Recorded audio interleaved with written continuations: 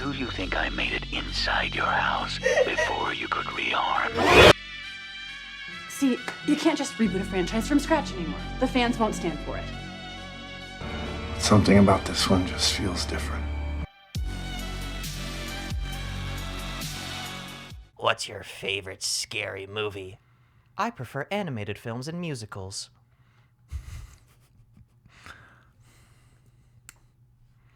I'm Sidney fucking Prescott. Of course I have a gun. Hello, everybody, and welcome to another episode of Franchise Deep Dive with Jake and Josh, the podcast where we dive deep into all of your favorite and least favorite movie franchises. I'm Jake. And I'm Josh.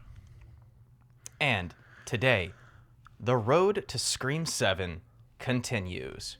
Yes, we talked about the original Scream trilogy, obviously Screams 1, 2, and 3. In last episode, we tackled Screforum, the fourth entry in the series, released 11 years after the third film. And now, another 11 years later, we return to Woodsboro. We return to Ghostface with a film that has a few names in the community. One being Five Cream, the other Screfivum, or Scream 2022, or Scream 5.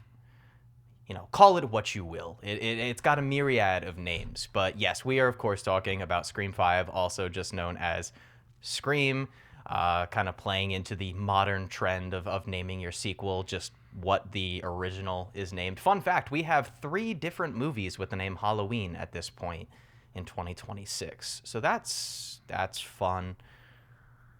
Josh, how you doing? How's things been? Wow, we really do have 3 Halloween movies. We do. Oh, we got 3 Black Christmases also. What are you going to do?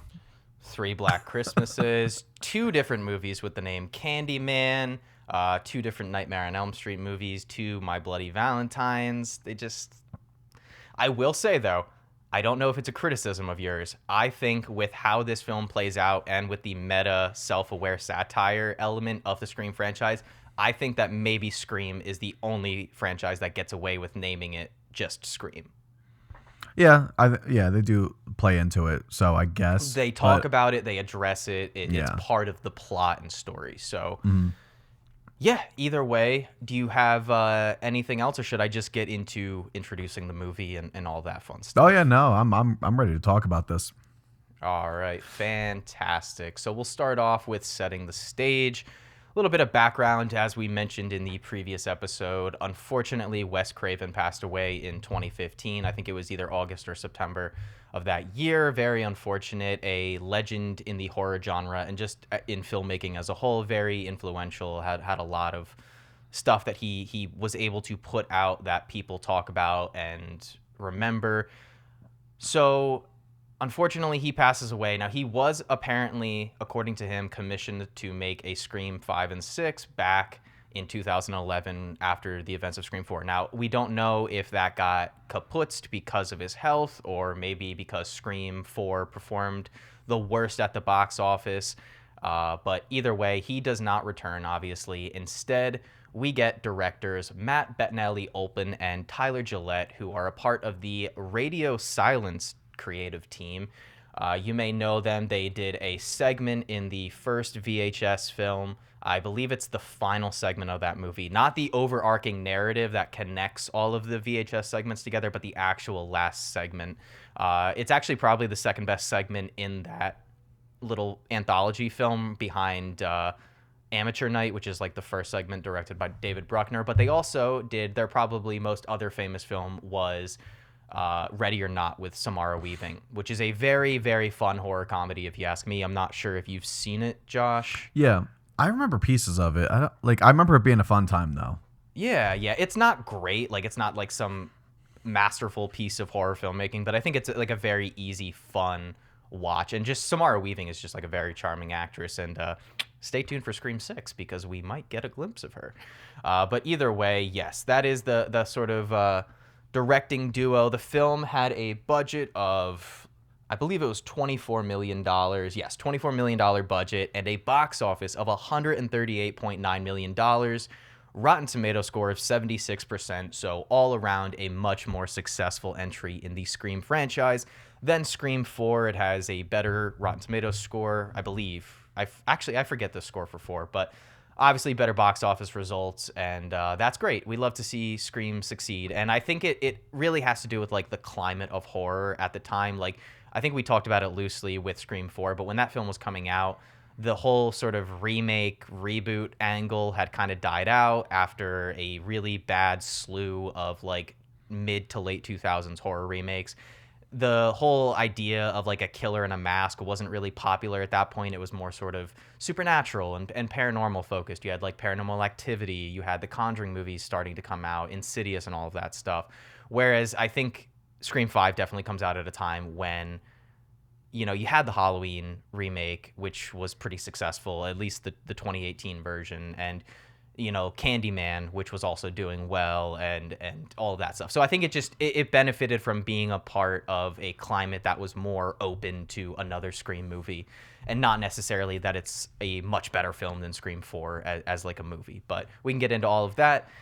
Let me read off the IMDb synopsis, and then we will get into this discussion. 25 years after the original Woodsboro killings, a new Ghostface begins targeting teens connected to the town's dark past, drawing the final 3 survivors of the first attack back once more. And I forgot that I started doing this, and I kind of like doing it, but we're going to do a little cast rundown quick. I'm just going to read them in the order that Google has them. So if I forget anybody, guys, it's not my fault. It's Google's. But we have Mikey Madison, now an Oscar winner, as Amber Freeman, Jenna Ortega as Tara Carpenter, Melissa Barrera as Samantha Carpenter, Jack Quaid as Richie Kirsch, Dylan Minnette as Wes Hicks, Mason Gooding as Chad Meeks Martin, Nev Campbell as Sidney Prescott, Kyle Gallner as Vince Schneider, Jasmine Savoy Brown as Mindy Meeks Martin, Marley Shelton returning as Deputy Judy Hicks, David Arquette and Courtney Cox obviously returning as Dewey Riley and Gail Weathers, and Sonia Amar as Liv. And also, we get Heather Matarazzo back as Martha Meeks, which was maybe the most surprising returning character in the series, because I never once thought that they would bring back the actress from Scream 3 to return as Randy's sister. But here we are. And don't forget, Jake, Skeet. Yeah. Our boy Skeet is back. So I was going to save that, but... I yes. ruined it. I ruined it. No, it's okay. It's okay. It's okay. I purposefully left Skeet out of there, but yes, guys. Skeet Ulrich is back, and you may say, if you haven't seen this movie, Jake, Josh, how is Skeet Ulrich back? Because also, I never know if it's Ulrich or Ulrich, so I don't either. Say I honestly I alternate, so like half the time I get it right. I need to just pull up some interviews with them and just see how they say it. I should I should do that. But either way, Skeet Ulrich is back, and again, you may say, how is he back? And we'll get into all of that and whatnot, because I'm sure we both have a lot of thoughts on the Billy Loomis inclusion in this movie. Yes. But yes, let's get into the movie. The one piece of trivia that I wanted to say that I thought was pretty cool that I had read before we get into the actual discussion is that Nev Campbell was very hesitant about returning for a 5th Scream movie, especially after the passing of Wes Craven, and she felt a little bit uncomfortable making a Scream 5 without Wes Craven being alive to give his permission to the directing duo, Radio Silence, and also the cast and crew to be making this film. However, she was won over after Tyler Gillette and Matt Bettinelli-Olpin sent her a letter talking about how much they loved and appreciated Wes Craven and his work, and how Scream was the movie that made both of them want to make horror movies. So I just thought that was kind of cool that you have... Because so often we see people and directors and studio heads take over a franchise that don't care about the actual franchise. They don't really care about its pieces or its characters, and they just want to do their own thing. And that can work sometimes, but I think ultimately it's better to have somebody who has like a love and appreciation for a franchise. But yeah, so let's start off. Oh, sorry, you had something? Do you want to do like any trivia we have throughout? Well, is there any information that you think is like, you know, really, really worthy of dropping right now? I wasn't able to find a lot of like really good trivia for Scream 5. And we've talked about this on the podcast before. the farther back a film is released, the more trivia there is to dig into and more interesting pieces of trivia. Whereas, like, I don't know, we're talking about a movie that came out 2-3 years ago. There's really not a lot to it. If anything, there's going to be more behind the scenes information about Scream 6 when we get to that in the next episode.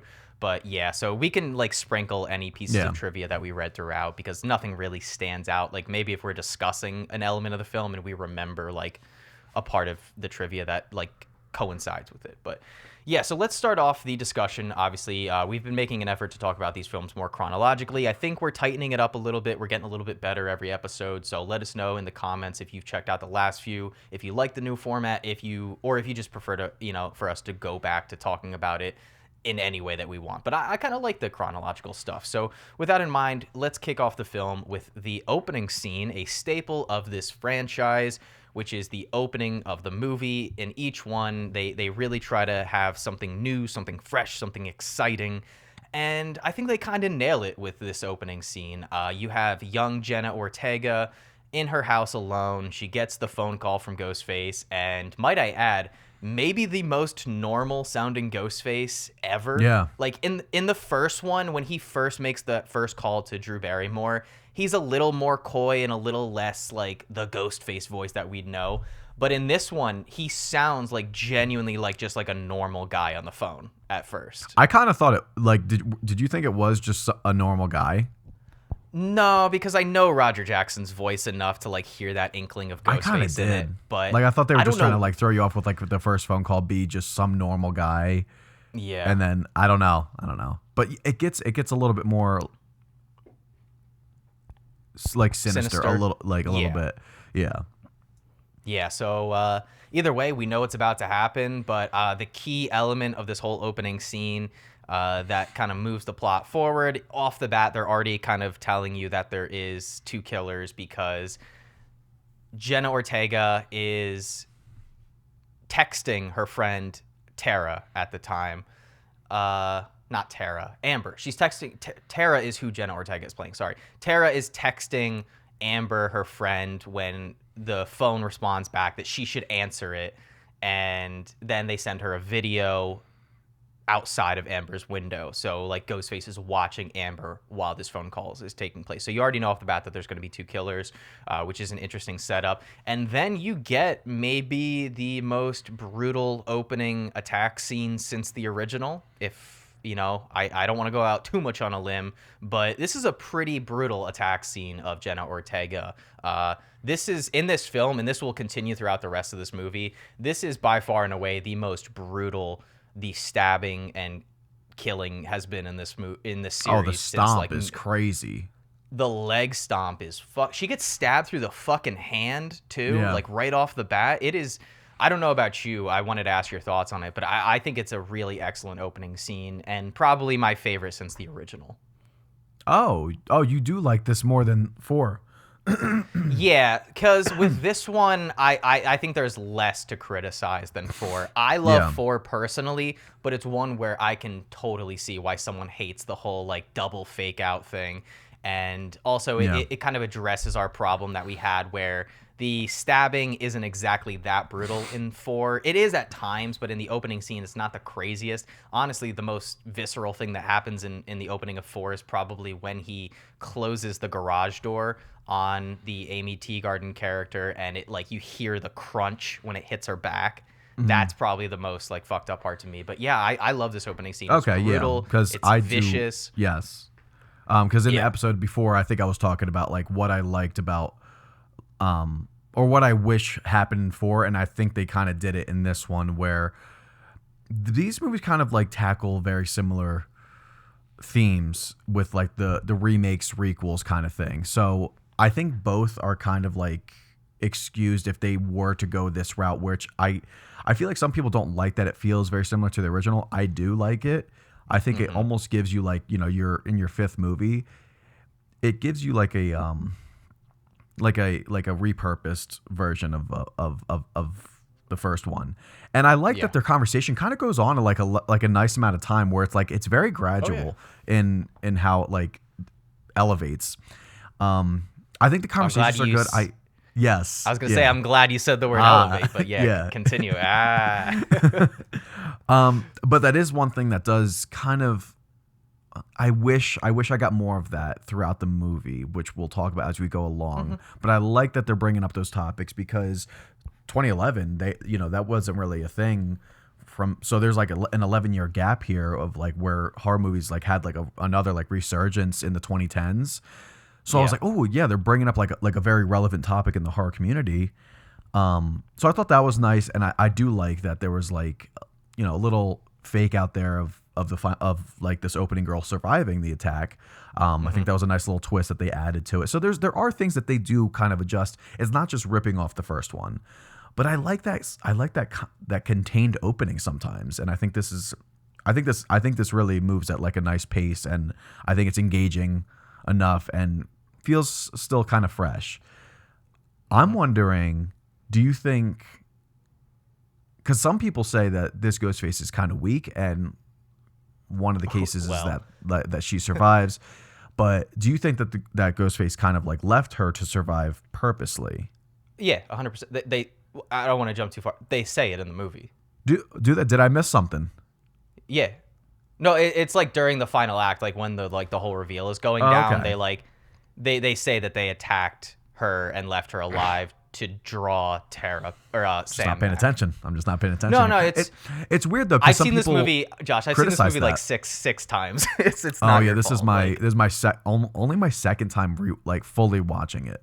Yeah. So I've seen this movie way more times, and yeah, they do spell it out a little bit. People criticize that then, and then there's no reason to because they address it that it was like purposeful. So that's weird. But yeah, good opening. I do love. I don't want to jump too far ahead because obviously we're doing the chronological thing, but I do love a line later in reference to Tara where Ghostface says that Tara, Jenna Ortega's character, is basically their pincushion at this point. I think that's like kind of a funny little line because they're not wrong. But yeah, so they attack Tara, and like Josh said, they kind of change up the formula of the franchise by this being the first time that the opening attack victim survives and is not killed. And I think that is a little bit more of a justification for why the characters at the beginning are not as concerned as they probably should be, because they're kind of laughing it off, and especially Mindy Meek's character, which we'll get to, but they're not as concerned as you think they should be. And I think the part of it is because, yes, she has survived. In every other instance, these characters were just killed and murdered pretty brutally. But yeah, good opening scene with Jenna Ortega. She's a good actress. Josh brought up the elevated horror element, which will become a theme and subplot that is brought up a couple of times throughout the film. I do think it's funny, and I've always thought since seeing it for the first time in theaters that it's funny that I don't think Jenna Ortega could have named three of the most obvious. She named like three of the most obvious elevated horror films of the 2010s, and it was It Follows, The Babadook, and Hereditary. Mm-hmm. Yeah, so those are like probably the three most iconic elevated horror. But I love, like what you said, I love that little conversation with her and Ghostface where, she says that she's seen Stab, but she doesn't really remember it. And then he starts quizzing her on Stab and she's freaking out. She's like, I haven't seen that movie. Ask me about The Babadook or It Follows. She mentions The Witch, I think, also. Oh, I think it was The Witch, not Hereditary. You're right. She doesn't mention Hereditary? I don't think so. Yeah, I couldn't remember the third one. Okay. I just assumed it was Hereditary. But yeah, The I Witch remember is that up there. like that 2014 to 2015. Those were like the three though, where it was like, here's the shift. So. And I remember seeing all of those in theaters. Same. Yeah. Same. Yeah. Good movies. I mean, good movies. Girls got good taste. I don't know if The Babadook is the best of the bunch she named, but it's a good movie. I like it. It's fine. Yeah, I like that way more than Jake does. The Babadook? Yeah. No, it's good. I think I was in love with it when it first came out, and I don't want to say I've soured on it, but like I don't think it's as good as I once did, and it's probably because those other movies kind of came out. I think It Follows is better. I do think The Witch is better. I think both of those are better movies, but. That's neither here nor there. Moving on to the next spot, we check in with a character known as Sam Carpenter, played by Melissa Barrera, and she has a boyfriend, Richie Kirsch, played by Jack Quaid, who is the son of Dennis Quaid and Meg Ryan. So that's fun. And he doesn't look like either of them. So that's No, that's I always don't fun. see Dennis Quaid at all there. Ever Like, at since all. I've seen Jack Quaid, the first time I really remember noticing him was in the show The Boys. I know that he's in Hunger Games. I think the second one. I think he's in Hunger Games: Catching Fire. Or no. I think that actually might be the first one. I don't know. I don't like those movies that much. But I always thought that he looked like a better looking version of Dwight from The Office, like Rainn Wilson. Like you kind of have like a similar facial structure, but either way, you meet up with them, and Sam gets a call from Wes, played by Dylan Minnette, and he lets her know that Tara was attacked by somebody in a Ghostface costume. So I'm gonna do that this entire episode. Sam and Richie end up heading to back to Woodsboro to check in on Tara. I'm going to call them by by the actors' names because I'm going to keep doing this. I'm probably gonna just call them by their character names because Yes, Melissa Barrera and her boyfriend go to visit Jenna Ortega to check on her. And then we kind of meet up with our new cast of suspects, that being the twins, Mindy and Chad Meeks Martin, who are the niece and nephew of Randy Martin, which is always a fun little tie-in. You have Wes Hicks, who is the son of Sheriff Judy Hicks in this movie, returning character from the fourth film. You have Liv, who is in the group. She's dating Chad. And you have Amber, who seems to have a very close-knit friendship. And then I know in earlier drafts of the script potentially was Tara's girlfriend. So her and Jenna Ortega initially were like a couple, but I think they kind of nixed that in the final product. But either way, that's our core group of friends. And what do you, because I know, the supporting cast and the suspects have been what we have discussed heavily in the last couple of episodes, because it's a very important aspect of these Scream movies. And so I'm just curious what you think of the new cast members in this movie, because I, for one, am a very big fan of them. I think as a whole, it's probably my favorite new set of characters. While I really liked Kirby in Scream 4, and I like Robbie, I like Charlie, I like a good amount of those newer characters in 4. I don't know, something about the characters in 5, because they actually feel like a real friend group to me. In 4, they didn't really feel like a friend group. It felt like they just loosely knew each other. I like that in 5 we're returning to the whole, this is a core group of friends again. So yeah, I don't know. I can buy into the closer friendship they have as a group. I personally just don't like the characters that much, except like Chad and Mindy's okay.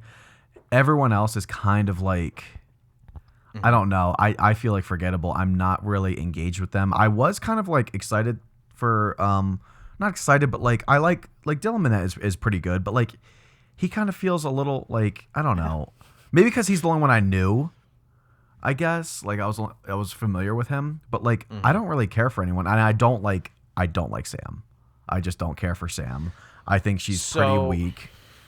Yeah, and I don't have an issue with the Sam character.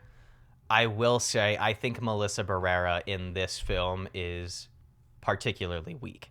There are a decent chunk of scenes where, and especially when you pair her up with Jenna Ortega, I just feel like I'm watching Jenna Ortega act circles around her, specifically in like a hospital scene that we can get to. But and the funny thing is Melissa Barrera did not have to audition for this role. She kind of just got it from meeting with the director, and I think they just talked on the phone for like about movies that they liked and stuff like that, and just like their vision and stuff, and no audition. She just got the call the next day that she got the part, I think. Which and I don't want to like sound mean or anything, but I just don't think she's good in this. So that's what's funny to me, is that she didn't have to audition. I think it's a tandem of I don't think she's giving the best performance, but I also don't think that the dialogue they give her specifically in that hospital scene with Jenny Ortega, I don't think it quite is her strong suit. I will say I have seen her in 2 films post Scream 5. Obviously, Scream 6, which we will get to. Spoiler alert, she survives this movie. Whatever, she's the new lead character. Either way, I think she's a lot better in Scream 6. I don't notice nearly as much moments where her performance or delivery of certain dialogue takes me out of Scream 6 as much as it does in 5. And also the directing duo Radio Silence, their recent, I think it was 2024, it was a movie called Abigail. And it was like a horror comedy in a similar vein to like Ready or Not. And Melissa Barrera is in that. And I thought she was pretty solid in that. I don't think she's a bad actress. I just think she's not particularly good in this movie. In the same way, I think Robin Williams is a good actor, but he's also fucking terrible in Jack. Good actors can give bad performances. It's not always a case of, oh, well, maybe they're not a good actor. They might be a good actor. It might just not be a good But role what if for they're them, terrible or- in a lot of things, but they're great in other things? I think if you can give more than one or two good performances, I think you are a good actor. Like, if you only have one good performance, if you're like a Jared Leto, I'm not giving that to you. I don't think Jared Leto's a very good actor. But there are actors who I think get a bad rep because of a bad performance or two. And everyone's guilty of it. Everybody thought Robert Pattinson and Kristen Stewart were terrible actors after Twilight. And then they went on to be Oscar nominated, being in these really good independent dramas, like winning awards and all that stuff. So I don't know. Either way, Yeah, so the overall cast, they're just not, they're not really for me. I don't know why. And Mindy, she's doing fine. I'm just not. I don't know why. I'm just not engaged when they're on screen, to be honest. Except for Chad. I don't know why I like Chad. I like Chad. Chad is a very likable character. He's funny. He's just like, I don't know why, but I like him. Mindy sometimes comes across as like just trying too hard. Just her character. It's not a problem with her. I put her to Kirby, and I like Kirby so much more. Robbie and Charlie I like way more than a lot of everyone else. You know, they're kind of like in the same boat as Chad. Chad's just funny to me. But that's fair. Everyone else is just kind of like, especially Chad's girlfriend. What's her name? Liv. I think Liv is probably the weakest supporting character in this. And it's really because they don't give her much to do. Yeah. But that Amber, leads to... Amber, I'm not that big on. And you know, and I love Mikey Madison and Honora, but I'm not big on Amber in this. I think I disliked her more before I saw Honora, because Jake remembers me just saying, I don't know what it is. There's just something about like... That's fair. I will say my this. goal this episode then is to, by the end of it, convince you that Amber's a solid character. I might not succeed, but I'll give you. I have my defense of Amber. So when we get later on in the film, I can get to that defense. Yeah. But either way, let's skip ahead a little bit to the first real kill. So you get like the sort of very similar water fountain scene that you got in the first Scream movie, but this time with our new cast of suspects. And from there, you move on to the bar, where you have another sort of scene of them meeting up together. And also, you are introduced in that like water fountain scene to the Kyle Gallner character who plays Vince, who apparently Liv had a little hookup fling with the previous summer. The guy looks 42 years old and is hanging around a high school. So I think you need to get the security. And there's even a moment where they're like, where Chad wants to go fight him, and he says I got to introduce him to Hobbs and Shaw or whatever, referring to his biceps.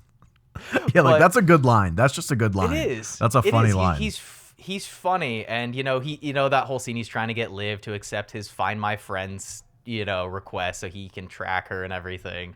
And either way, the wheels aren't turning yet with these characters. They're loosely starting to suspect each other. You have a little bit of that blame game, but it's not too crazy yet. But then you get to the bar scene, and this is where we get an altercation with that Vince character again. He approaches them, and he's like, "Liv, let me know if you want a real drink, or if you just want to, hang out at the kids' table." And they almost get into a fight. He pulls a knife on Chad Meeks Martin, who, if that was an actual fight with no knife, Chad would beat the absolute shit. Oh my God, out of Vince. Like, he is. We didn't say, but Chad is played, I think I mentioned, by Mason Gooding. He is Cuba Gooding Jr.'s son, and he Didn't is know yoked. that. Yeah. It's Cuba Gooding's his dad, which is, I don't really think they look alike at all. So I don't know. Maybe that's why. Yeah. Either way, we get that scene, and the bar owner's like, "Get out of here! Even you kids, get out of here!" And then we get to our first real kill of the movie, and it is Vince. He's outside the bar. It's dark out. He's pissing on the wall. his car turns on, and what song is playing in that car? My Red Right Hand. And we didn't talk about it, but that song is not in Scream 4. Scream 4 is the only film in the franchise to not feature Red Right Hand by Nick Cave and the Bad Seeds, but it returns in Scream 5, 5 Cream, and it is awesome. I love seeing it back. It's great. It's great. I love them bringing it back a little bit, and especially how they implement it in the scene. But either way, the car headlights turn on. You can't really see who's in the driver's seat. Vince is like all drunk, and he walks over. He's like, "Hey, you, get out of my car." Walks over to the car, turns it off or whatever, and maybe the most quick and fluid stab that we have seen in these movies, because Ghostface literally just pops out and just in like half a second just right in his neck and pulls it out. It's honestly, it's not like the most gruesome, it's not like the most like over the top crazy kill in this movie, and don't worry, this movie has some of those, but this kill is Ghostface great. in this likes the neck a lot, like a lot. Oh yeah. Yeah. I can't wait to talk about the one, but oh my god, dude, it's maybe one of the best kills in the series. But yeah, this kill specifically with Vince, I really like. Yeah, and this is going to play into what Jake was saying last episode of like we just get a more brutal unforgiving Ghostface here. Like there's no like relenting with this one, which I appreciate, because man, we're still coming off of like when it's like Scream 3, which just had like no kills, it felt like, and I like that, like this new age we're like getting some good visuals and good, like some creativity in the kills and just like viciousness, not to sound too sick, you know. Oh yeah. No, I agree with all of that. Yeah, you definitely get, this is probably the most brutal Ghostface has maybe ever been in this movie. Yeah. And part of that is just modernizing it. And, you know, a lot of the stuff that they're doing in these films, they just weren't able to get away with in 96. But either way, we kind of cut back to the hospital, and this is where you get a very unconvincing performance by Melissa Barrera, but you're kind of told through little sprinklings of dialogue through the friend group and whatnot, and especially Amber, that at a certain point when Melissa Barrera's character was in high school, she started acting out. Their dad left. She started acting out. She started getting in trouble with the law. And then when she hit 18, she completely just booked it and left, leaving Tara and her mother behind. And you know, that's kind of made evident, and there's clearly some animosity from Amber towards Sam, and the rest of the friend group seems fine with Sam, but Amber specifically has an issue, a beef with Sam. But Sam goes in, and she has this dialogue with Jenny Ortega where she tells her their backstory and what happened. And I'll long story short, at some point when Sam was younger, she went into their attic, she found her mom's old diary, and in the diary, she finds out that her mom was cheating on their dad when they were in high school and got pregnant by another guy, and she just told their dad that it was his. He proposed to her, they got married, yada yada. But when Sam continued reading in the journal, she found out that her mother had gotten impregnated by none other than Billy fucking Loomis. Billy Loomis. Yes, he is Sam's biological father, and this actually might have been an okay reveal and caught fans off guard. Do you think this was during his relationship with Sydney? Yeah. Is it said? No, I just pieced together the timeline. Well, because are they seniors in the first Scream? It's not really said, is it? Yeah, they're seniors. So, I mean, they were dating like 2 years before that. Could have been like freshman year, right? Sophomore? I mean, it could be, but I don't think that's how it's supposed to be interpreted. I think it was supposed to be happening while... And it makes me think back, because when they're in the video store in Scream 1... Yeah. When Randy looks over and is like, "Oh, that's in poor taste," Billy's talking to two women in that scene. Maybe it's them. Maybe Yeah. And we do know though that Sydney was not putting out. She wasn't having sex with Billy, so he had to get somewhere else. Yeah. Yeah. Either way.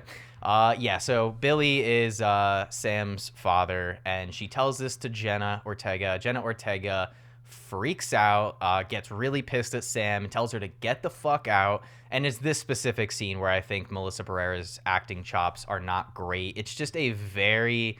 Not that this series has ever shied away from being a little melodramatic, but something about this scene, every time I watch it, just doesn't hit correct for me. It's almost like they're trying too hard to add this emotional weight in.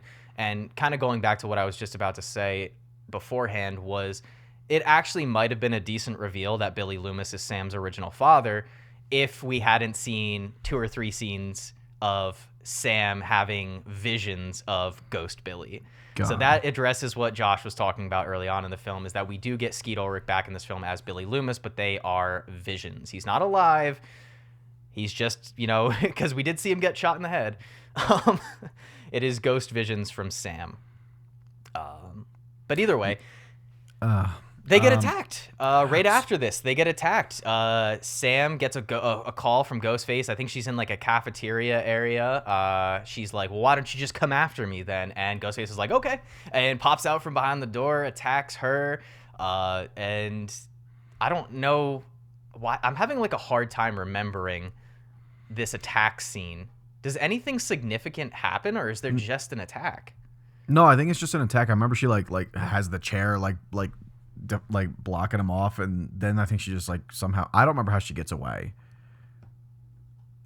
She runs into Richie in the hallway. That's like kind of like, it's very quick. Okay. So I think it's very similar to like that first movie where Sydney's attacked at her house. So from what I had to look through the plot a little bit, but yes, Melissa Barrera just fights off Ghostface. She runs into Richie, and all is well that ends well. She realizes that she needs help, but there is a line that I do like from her to Richie where she's like, hey, the part in the movie where you want to yell at the character to get the fuck out of here? Get the fuck out of here. And then he's like, I love you, I'm staying. And he is very charming in this movie. He has a line where he's like, I'm such a dumbass. And I do like that little line when they're in the car on the way to Woodsboro, and she's telling him the kind of history of Woodsboro and about these Ghostface attacks. And she mentions the last one was in 2011. And she's like, well, now every so often somebody else puts on the costume and decides to kill a bunch of their friends. And he's like, oh, so like Halloween. And she's like, no, it's not at all like Halloween. And he's like, it sounds like Halloween. And she's like, all right, it's a little like Halloween.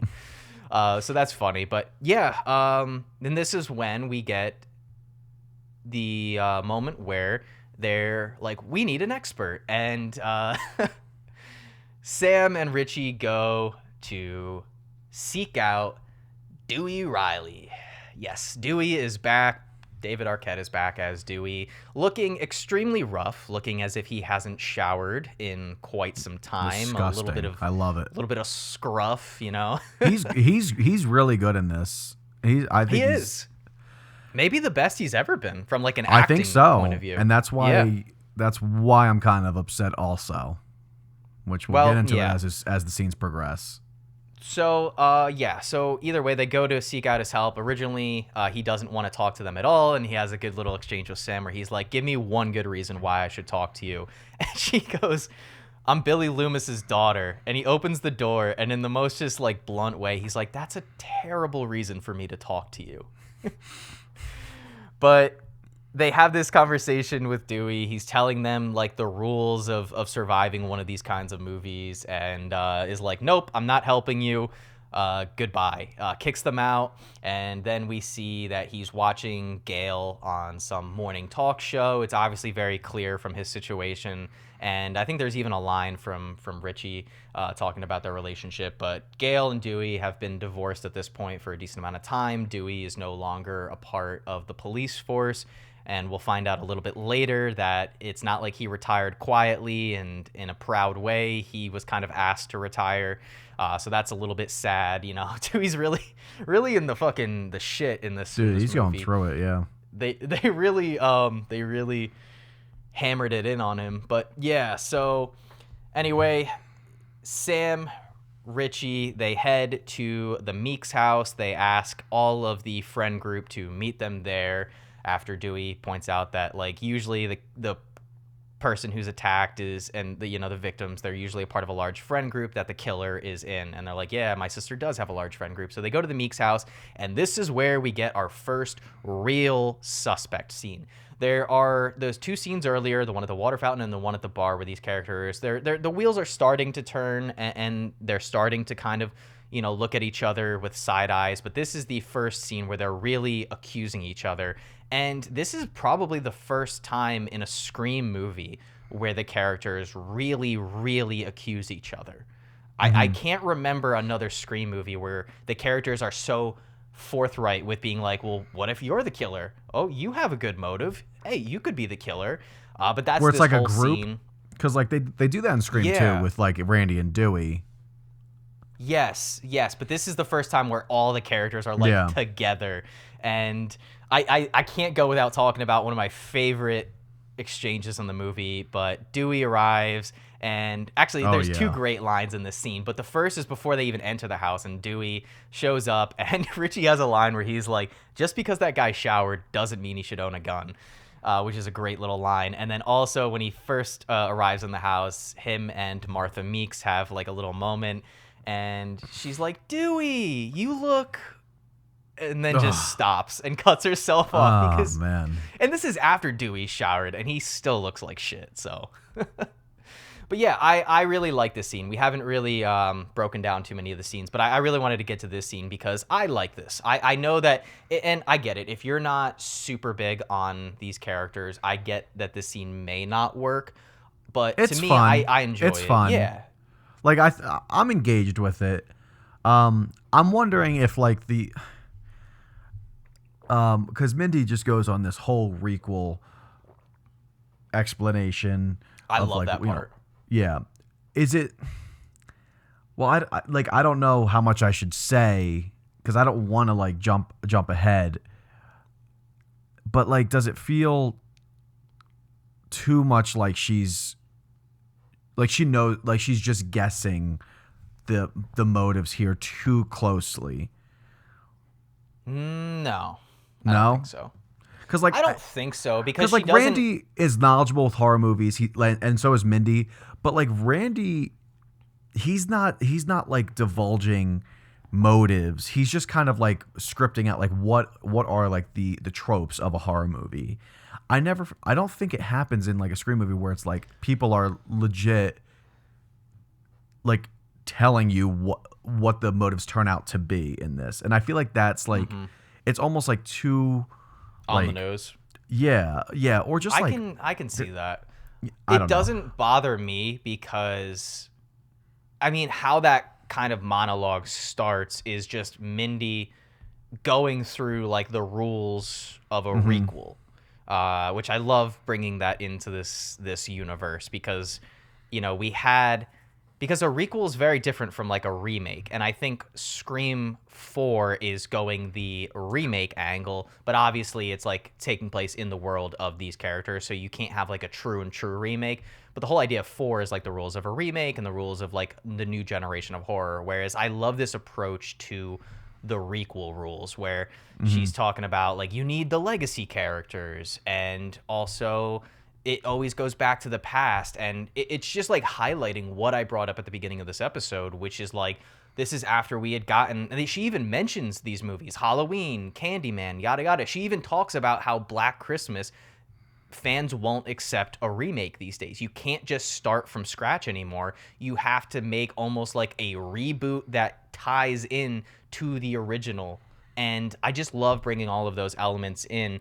And I think right from this scene, I don't mind the film using its film buff character to essentially tell me what the motives of these characters are. I don't know. And I maybe can see because how the motives it would are bother weak you, to me. I think that's really, why. I love them. Oh, you do? I love them. I love them because it's so accurate. It's so accurate. And I know you're not as chronically online as I am, but we'll get to like the motive later, but it is so beyond accurate, these motives for these killers in this. I love it. But I think because they bring up what I think the themes are going to be, what the tropes are going to be, which is the elevated horror, and I'm fine mixing them, but I feel like they just forget about it the rest of the film. But it feels like in the opening scene, that's like the tone that they're going with, is like, let's expand on this new era of horror movies, which I get requels are also are very relevant, but I feel like the shift in the elevated horror is a little bit more, because like it's like just a whole new style. It's not like just like a bunch of remakes being made. And I thought that they were going to do something with that, and it just feels like it's just left on the table. But I feel like it's very interesting, and it seems like they're kind of playing into it with like the melodrama with Sam and Tara, and like bringing those like that like family drama struggle into it, almost like not poking fun at it, but like I don't know. But the family drama element has always been a part of Scream. I mean, literally every single Scream up to this point. You have Scream 1, all of the issues with her mother and her mother's promiscuity and her affairs.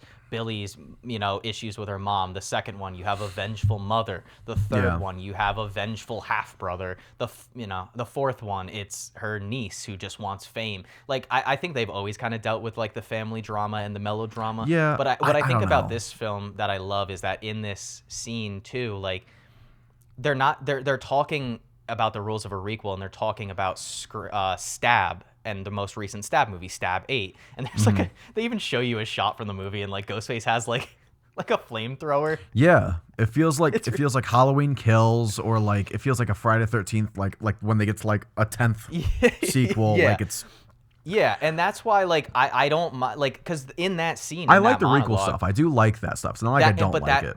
Yeah, and that's why, like, throw elevated horror out the window, because Scream is not a franchise where you can do elevated horror, really. It's just not, it's not really a part of it. Like, it's always, and this is what I'm getting at is, Mindy says it in this scene that, yeah, like, because I think Amber says, like, what's wrong with elevated horror? Jordan Peele rules. And she's like, obviously, but that's not Stab.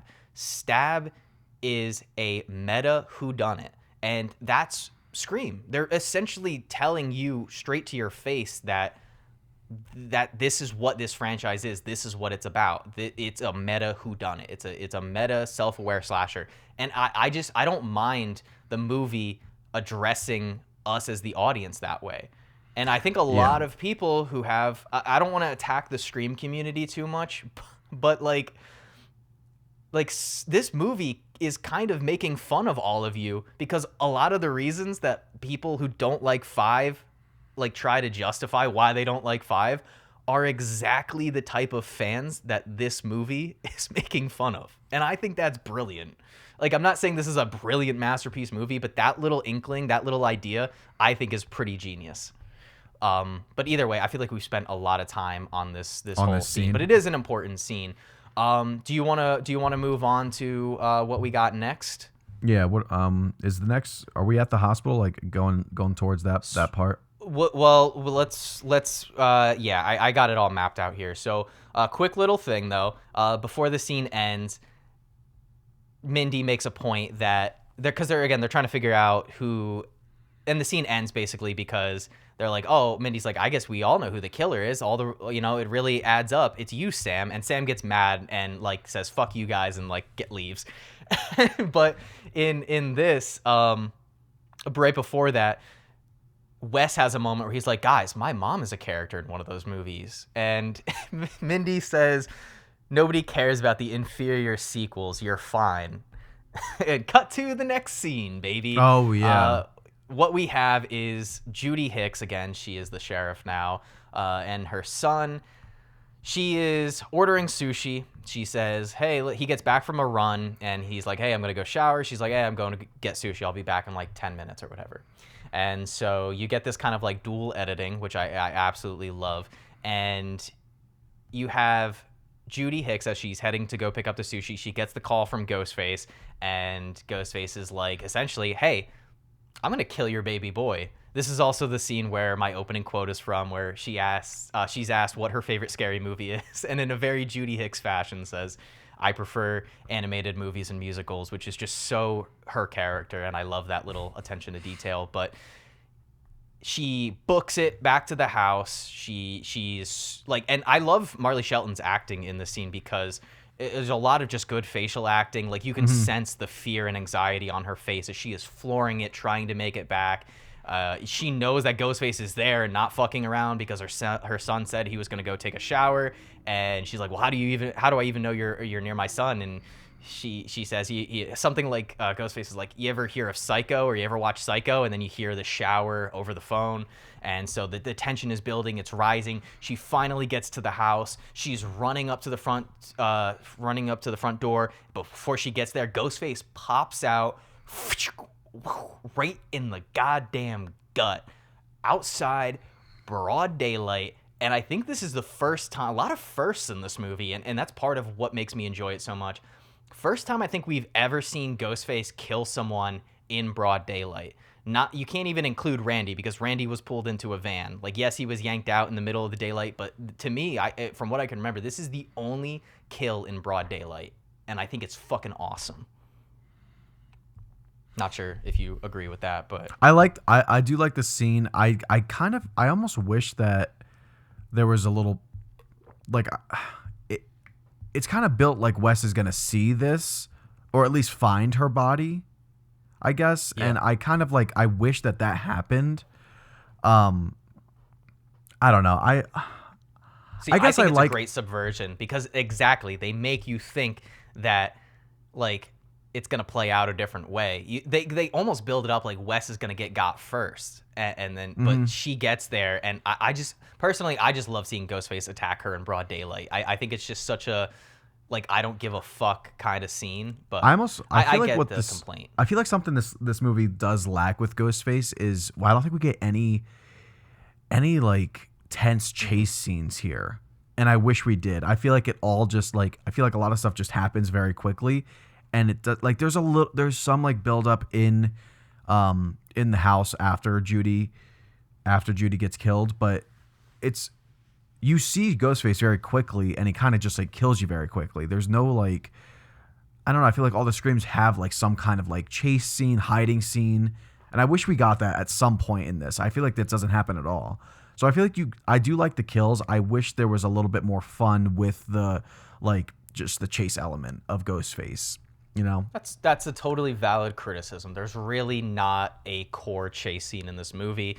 I think it works for me because I've already gotten that in previous Scream movies. I want something a little new. I want something a little fresh. And I feel like this Ghostface operates in a very efficient manner, and that works for me. It almost reminds me of our discussion of Fear Street Part 2 with the killer in that movie, and just how efficient that killer is, where it's like you get into an altercation with this character, and it's like you're not making it out alive. So I get the criticism. It works for me. But either way, Judy Hicks is stabbed, again, very brutally, outside of her house, right near the front steps. And then we get Wes, and you may not get a chase scene, and this scene probably is a little too long, and a little too many fake outs, too many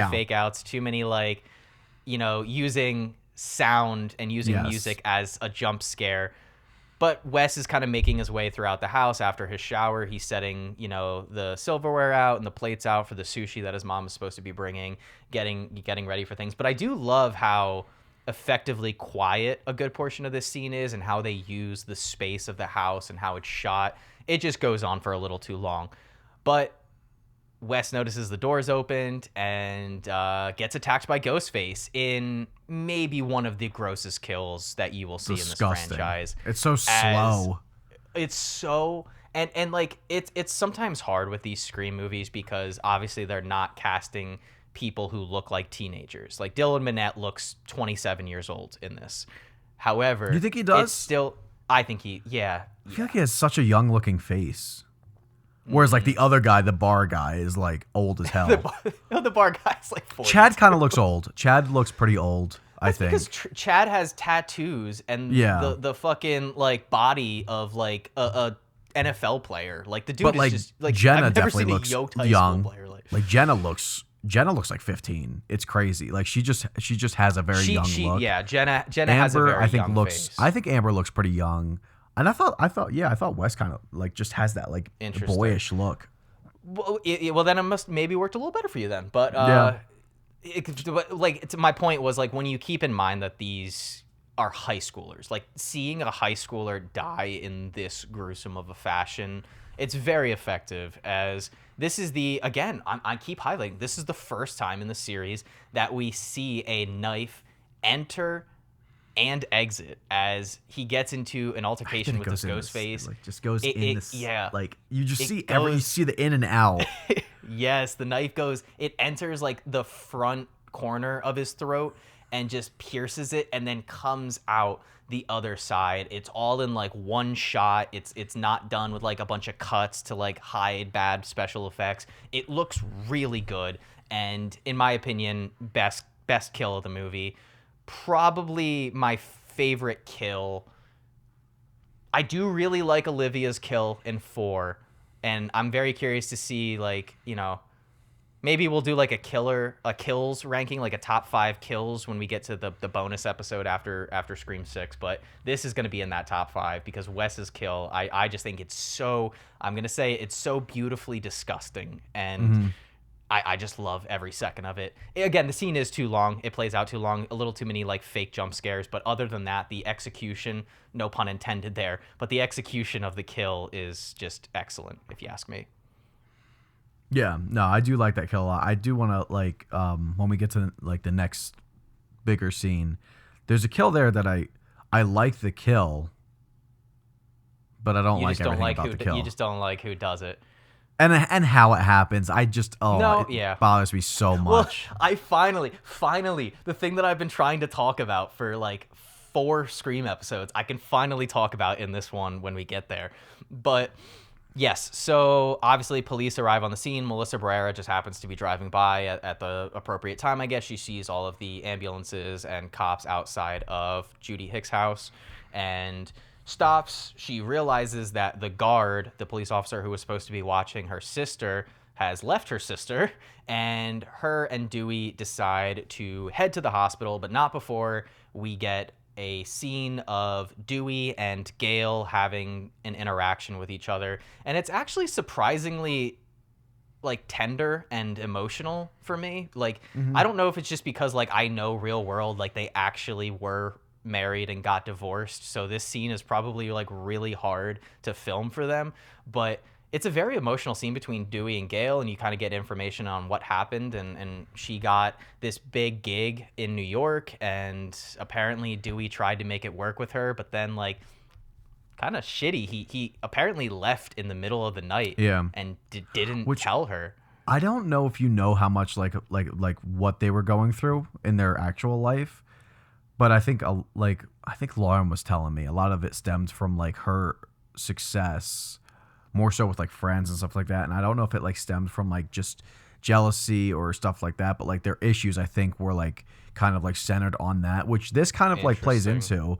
So I have to look more into that. Obviously, I can't give too much detail on it, but I think that this plays into that a lot, which is, you know, it feels authentic when they're on together. And that's another problem I have with like bringing this core 3 back. I wish we got more of them. It just feels like we're getting pieces of everyone, and I'm not getting a focus on anyone. You know, it's like I feel like that's an issue I have with the overall cast. I think killing off some like central characters that like you know that does raise the stakes, like Judy. I really like Judy. I'm okay with her dying, but then I don't think you could do it with too much. I think there's some people you have to like almost reserve. And I think Dewey's one of them. I don't think doing that works. And that's the scene we're getting to next. Yeah, well, spoiler alert, guys. Dewey dies. Yeah. if you didn't catch Josh's drift there, which if you didn't, I don't know what you're doing. But Dewey does die in the following scene. So what essentially happens is all of the lights get turned off in the hospital. We kind of cut back to the hospital, and this is, you know, I do want to highlight quick though. One thing that really breaks my heart is when, you know, Dewey's like, I have no like illusions about who did what. Like he knows that he fucked up and left and was shitty about it.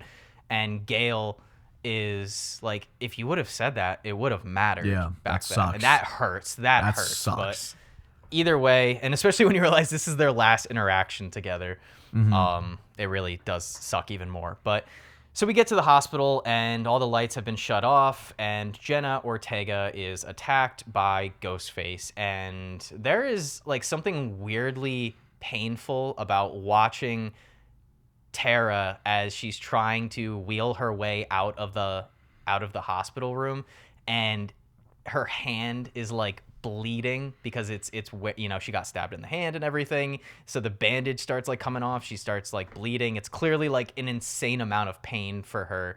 And when you know, look back to the opening scene, she got fucked up, like, hard, like, leg broken, stabbed through the hand, stabbed multiple times. Like, the fact that she's still alive is a miracle, even though it's like the Scream universe and you can get stabbed a million times and it doesn't matter. But either way, she gets attacked. Richie gets knocked out, I believe, at this moment. He arrives on scene, gets knocked out by Ghostface. Ghostface takes a call because he has Jenna Ortega's phone. It's a call from Sam, and he's, like, basically fucking with Sam. And he's like, how about this? I'll give you a choice. Just tell me, kill Richie or kill your sister. And another tight little Ghostface line is, I think in that moment, Ghostface says, kill Richie or I can kill your sister and hit every single organ that I missed last time, which I think is awesome. Yeah, I do like love that. That's great because, like, again, she got fucked up in that opening scene. And right before Ghostface can get to Jenna Ortega, Sam on the phone is like, I was just stalling. The elevator door opens up, which a part of me is like, when an elevator you know is coming up, you hear the noise to begin with. Like, how did Ghostface not? But one thing that's really cool, too, is I don't know if this is a first. I think it is, but this is one of the only times I can remember us seeing Ghostface turn on the voice modulator. Like, before she starts talking to Sam. I do love the voice thing built into the mask. I actually like that a lot for Ghostface. Mm-hmm. When you see, like, the red light. Yeah, it's an awesome inclusion. Yeah. But yeah, so the elevator doors kind of swing open, and Dewey fires a bunch of times at Ghostface, and I think he misses every shot, as Dewey is prone to do, because Dewey fucking can't shoot to save a single fucking life. And anyway, they get into an altercation, and Ghostface is knocked unconscious, and this is when Dewey, Sam, Tara, and Richie they get into the elevator. They're about to leave right before the elevator doors close, and this is probably lending to one of Josh's criticisms. Dewey stops the elevator and says, wait, you gotta shoot him in the head. Stops the elevator, and I do kind of like this little exchange between him and Sam, but Sam says, who the fuck cares? And Dewey, like, in a very sincere way, and almost like his voice cracks a little bit, but he says, I do. And, like, this is a guy who has lived through this 4 times. Yeah, Either way, I think everything with Dewey is good. Even in this scene, I think he's really good. I think the build up to this part is really good. I just don't want it or need it. I don't know. No, and I get that. I just think Dewey's earned it to, like, and I think he's, like, the strongest thing in this movie. And then you just eliminate him, and very stupidly. I'm so sick of it. This is his 5th time. So you don't like this then? Wait, what? This part. No. I like Dewey. I like Dewey in it. Okay. Like until the very last moment. Then he's fucking stupid to me. So that's fair. He either way he gets like within like 2 feet of Ghostface, because he can't shoot. And because he can't. That's exactly what I've been fucking waiting for in every single fucking movie, and that's why this scene doesn't bother me. Because in every single fucking movie, Dewey is maybe the worst shot of all time. I think that I have seen YouTube videos of blind people who are better at shooting guns than fucking Dewey is in this series. Because Dewey has missed. There is a scene in 4 where Dewey is like 10 feet away from Ghostface when Ghostface attacks Gale, and he still fucking misses the shot. Oh my god! He gets Roman once she says the head. It's kind of hard to miss Roman because he's pumping like 8 fucking bullets into Roman in that scene, and he's like 4 feet away. Either way, he gets all the way up to Ghostface, but before he can shoot Ghostface, his phone rings. It's Gale. Ghostface pops up and proceeds to murder Dewey. Which I think is a good kill. I think it's very gruesome. And I wanna highlight something because so many people have an issue with this kill. We are not gonna spoil the killers just yet. We're almost there, guys. Don't worry. Yeah. I understand why some people initially had a problem with it. And it's all because of something that I'm going to link back to Scream 1 when you had mentioned that your wife, Lauren, was confused the first time she watched Scream by the camera angle. Because the camera angle makes it look like Ghostface doesn't have a fucking head in that one shot. And it's really just the way the camera pans. So many people in the Scream communities and people who watch this film, when you find out who the killer is, and I guess we're lending our hands a little bit early because it's the unbelievability of it, and I constantly see it, and I'm just trying to be a little forthright thinking when thinking that you're going to have an issue with it too, where people say, how could that person lift up Dewey?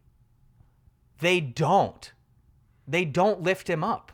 If you watch the shot, it's not like they're raising him in the air. The shot makes it look a little bit like that, but when you really pay attention to it, and again, I've seen this movie like 5 or 6 fucking times at this point, and I pay attention every single time I watch this, all they do is stab him in the front, stab him in the back, and like prop him up a little bit. They just raise him a little bit. It's not like they're lifting him in the fucking air.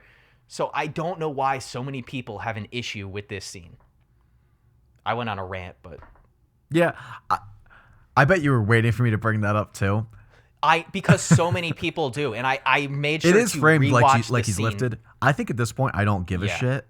I'm like, like it's whatever. I can't. I didn't mean to get so heated. Like I can't nitpick every little thing. Like it's fun to nitpick. It's fun, but like if it doesn't happen, it doesn't happen. I wasn't paying it because you've already seen enough, so you were looking for it. It does look like he's lifted, but.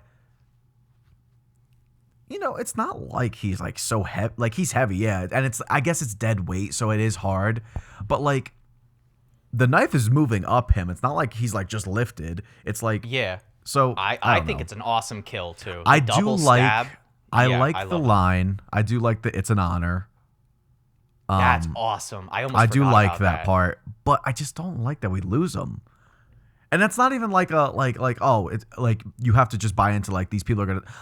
I just don't think getting rid of like your strongest character or one of is smart at this point. I think like he's survived enough to make it just believable that he doesn't. I think maybe like kill off Gale. That's fine to me because I don't know. See, but you're fine with it because you don't care about Gale. You're not going to be sad if they kill Gale. Correct. I remember seeing this in theaters the first time. Dewey's death hits. And especially after but we all knew it was going to happen. I remember like when it was coming out, we all knew. Everyone was kind of speculating this was his final movie, and I don't know why. I didn't think he was going to die. Oh no, I did. I was like waiting for. I don't know. I just saw so many theories that made me believe it happening. So like, and I saw where he was as a character. I'm like, oh yeah, he's going. I don't want him to, but like, it'll be emotional. I don't think that moment of emotion strengthens. You're making so many more. I just think I don't know. I think he's just someone you keep at this point. But I get where you're coming from. I just don't agree because I like when a horror film actually can make me feel something other than just horror. I like losing characters that hurt me emotionally. I like it if you could back it up. If you have a nice supporting cast that'll carry the rest. The girl they have, I don't think, I just don't. That's why I think it doesn't work for Scream because you didn't spend time giving me characters like you have in the beginning with that core that I love.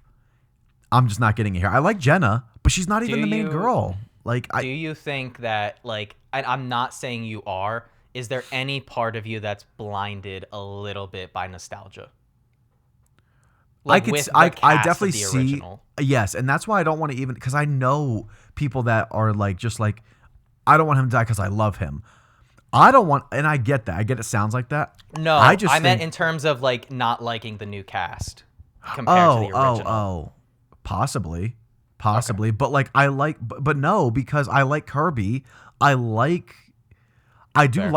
Chad for some weird reason. I don't even know why I should like Chad. He's just a very, because like, and I want to give credit to the horror show because I remember listening to their episode and I was in the same boat. And it's like, why do I like Chad so much? And I had listened to their episode and they were talking about it. And I think it was Sean, the main host of that show, who had said something like, I forget exactly what it was, but it was like, because when you're introduced to Chad, you think he's going to be like the stereotypical jock that's in horror movies, like the guy who's like rah rah football, like I'm just a meathead. But he's actually like a very charming, sweet, nice guy, and he has like a really fun little moment at the party scene, which Oh my God, will I be know. the next thing that we talk about. Is it the part with Liv? Like, Yes. Yeah. Yes. Okay. Great. Yeah. Let's jump ahead then, because but right before we get to like where the climax is going to take place, we have. Oh, and I like Richie. I do like Richie a lot. Like throughout this movie. Yeah. Richie's really good. Richie, I like the And part he's where funny. Richie I think gets, Richie's funny. I think he has a couple like really funny lines or just deliveries. And there's one at the party where I don't know why I crack up at it. It's just really funny to me. Is it at the party or is it at the hospital when you get the holy shit, it's Ghostface? Oh no, there's a couple. No, yeah, I do like that, but no, at the party when he's going to get beer and he's like having this exchange with Mindy. I love that so much. Yeah. I think that's so fun and playful. The beer's in the basement. Hey, you want to come with me? No, but you were right to ask. All right, I'll be right back. Ah. Yeah, that Like gets that. me every time. It's so good. It's so good. But yeah, so before we get to the whole party scene, essentially what's going on is we have a legacy character returning. Now, we did get a scene earlier with Neve Campbell as Sydney Prescott, but we didn't get a lot of her. We just got one scene where when right after Dewey is approached by Sam and Richie to ask, for his help, he gives a call to Sydney, and that's where you get Josh's opening quote where he's like, "Do you have a gun?" And she's like, "I'm Sydney fucking Prescott. Of course I have a gun," which is awesome. I love it. And you will probably get the most badass version of Sydney in this movie in a short bit. But before we get to that, Lauren hated that line so much. the one that you quoted. Yeah. Oh, I don't care for it. I really don't care for Really? it. Yeah, I'm not big on it. I don't know. No, But I think Lauren, it's great. It's Lauren because really of hated course it. she's Sydney fucking Prescott. She's been attacked 4 fucking times. Yeah, she has a gun, of course. But either way, so Sydney arrives at the hospital. Her and Gail kind of have a moment together. You kind of get a moment with Sydney and Sam where Sam is like, I'm, and Sid cuts her off. She's like, Billy Loomis's daughter. Yeah, I know. And Sid seems to be like adjusting to this and accepting this information like fairly well, fairly, maturely. But either way, she has a plan, and I love how this kind of plays out, but because Sam has a plan too. Sam's plan is her, Tara, and Richie are going to get on a plane and get the fuck out of Woodsboro, which is probably the best plan that anyone has ever had in this series of movies thus far. But Sydney and Gail try to stop them from leaving, and they're like, listen, this isn't going to stop. They're going to keep coming after you, and if they're going to keep coming after you, that means they're going to keep coming after me, and I have kids, so I need to put this fucker in the ground. And that's when Sam has, unironically, a really good line where she's like, so let me get this straight. You're asking me to help you and the lady from a morning talk show commit murder. And Sydney and Gail in synchronicity are like, yep. And Sam was like, no, I'm not doing that. So they get in the car, they're driving away, and then Tara has a moment of realization. She's searching through her bag. She's like, oh shit, where is it? She realizes she doesn't have her inhaler and she has asthma. And they're like, do you think that you can hold out? And they're like, no, but I know that Amber has one at her house. So they're headed to Amber's house, even though, much to Richie's dismay, he's like, absolutely fucking not. And they're like, come on, she needs it. So they're heading to the house. They get there. Turns out there is a big party, a memorial party for their friend Wes, Dylan Minette's character, who was killed. And I love this because obviously there's a big banner that says for Wes, and this is the first Scream movie post the passing of Wes Craven. So I like that little homage, not only naming a character after him, but having that kind of memorabilia type stuff up there. And they're having this big party, and this is when this party scene is hard to talk about. So this is where obviously the climax is gonna take place. I do want to highlight, because again, it's hard to talk about this one chronologically because so much happens in this final act and final 20-30 minutes of the movie. But the big piece of information is you find out that Amber's house is Stu Macher's house. Her parents bought the house way back in the day, and she's been living in it for quite some time now. You get a couple little funny scenes where, what is it? Like me and Josh highlighted, Liv and fuck's his Chad. name? Liv and Chad are making out, and the whole movie, Chad has just been trying to get Liv to sleep with him, like any typical high school guy is. He's obsessed with sex. And Liv is finally like, hey, I think I'm ready to have sex. And Chad is like, maybe we just stay down here where all the people are, because I'm not entirely sure you're not the killer. And he says it just like that. And her response is, are you fucking kidding me? Like, yeah, and she runs away, and he's like validating her feelings too at the same time as her like running away. He's like, it's a very, very appropriate emotional response right there. Like, he's just good. And she runs off, and then obviously Chad feels bad, so he goes to go look for her. And at this point, she finally accepts his find my friend request, and he's looking outside for her. And at one point, Tara goes down into the basement. Not Tara. Amber goes down into the basement and is followed by Mindy. You have this little kind of moment with them in the basement where they're like, I'm the killer. No, I'm the killer. And this is where, you get a little bit more of that Mindy Meeks film buff knowledge where she's like, you should never walk into a basement alone. You should have asked me to come with you. And they have this little kind of back and forth. And I think it's like a pretty solid scene. Again, you yourself are trying to like, the wheels are spinning in your head. You're trying to figure out who the killer might be, but maybe it's one of these two. They're both claiming to be the killer, but they seem like they're just fucking with each other. And then I like the little moment where, Amber's about to walk up the stairs and she's like, you first. And, Mindy just has this like smiling moment where she's like, oh, you're learning. You're like, okay, good. You're starting to, pick up on things. Yada, yada. Cut to Chad outside. He is, and this is where this scene's a little dumb. Because Chad has been like fairly smart and competent, I'd say up until this point, at least smarter than you think he's initially going to be. And then he's just outside, like Olivia's phone is not moving. He's calling out her name, asking where she is. He sees that her phone isn't moving. And then you essentially get a recreation of the opening kill from the first film, in the way that it's shot, in the places that Chad is stabbed, but he gets into an altercation with Ghostface, gets stabbed in the leg. You have a little bit that I absolutely love because it's so plausible where he's trying to access his phone and call 911, but his hands are all covered in blood, so he can't get into his phone. I think that's great. Mm-hmm. Sorry. I was going to say, he like stabs him like 7 times, like when he's on the ground. Oh, right, he is the most dead I've seen a character in a Scream movie. Yeah, Chad gets absolutely demolished by this Ghostface.